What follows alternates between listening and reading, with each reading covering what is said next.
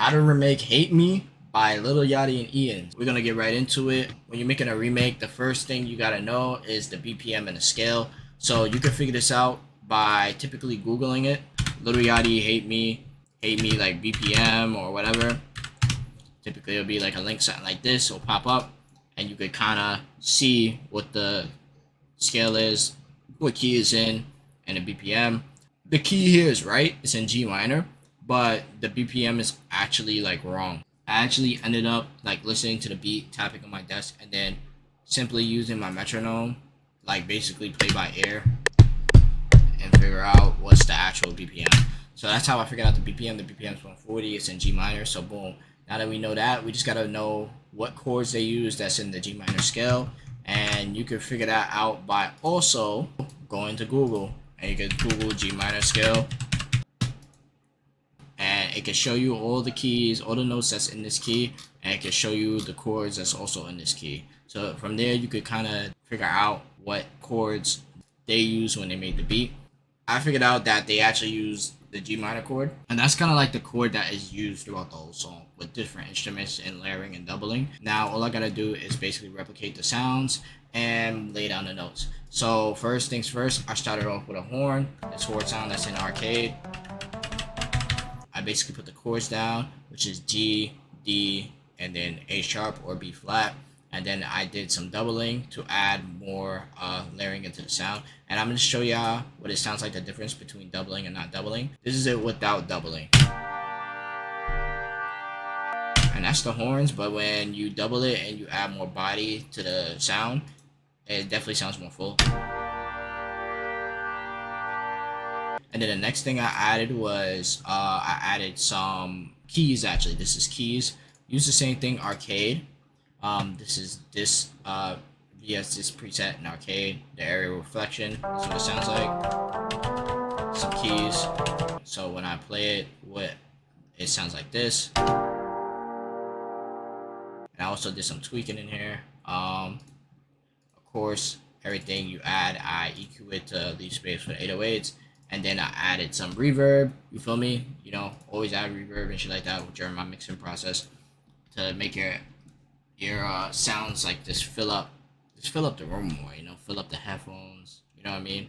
The next thing I did was the 808. So basically, I played the 808 by ear, right?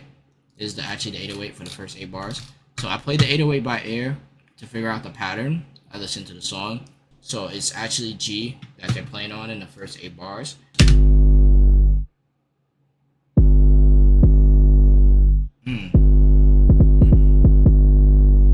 So that's like what it sounds like. And then for the drums, it's drill drums. So like if you don't know how to make a drill drum pattern, you could Google it.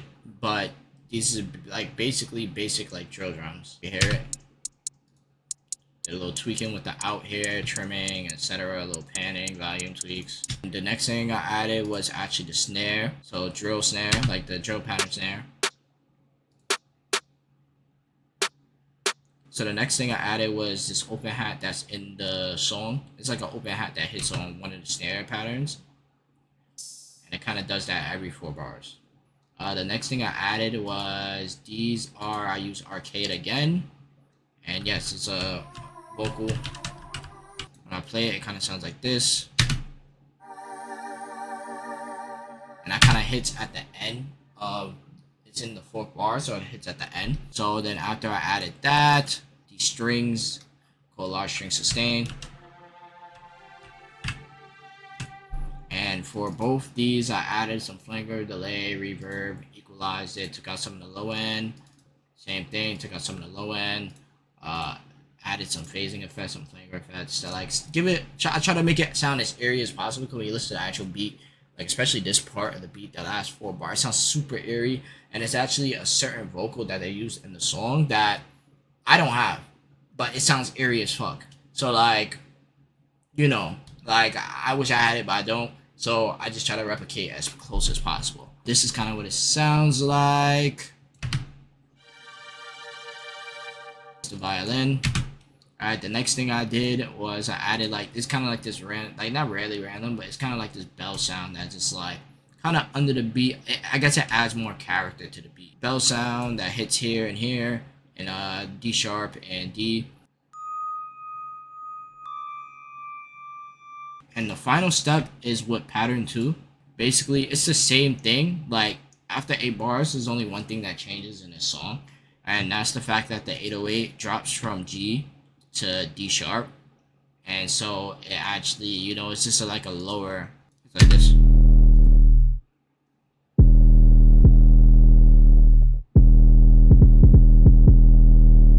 That's like everything. So like when I play the actual whole song now,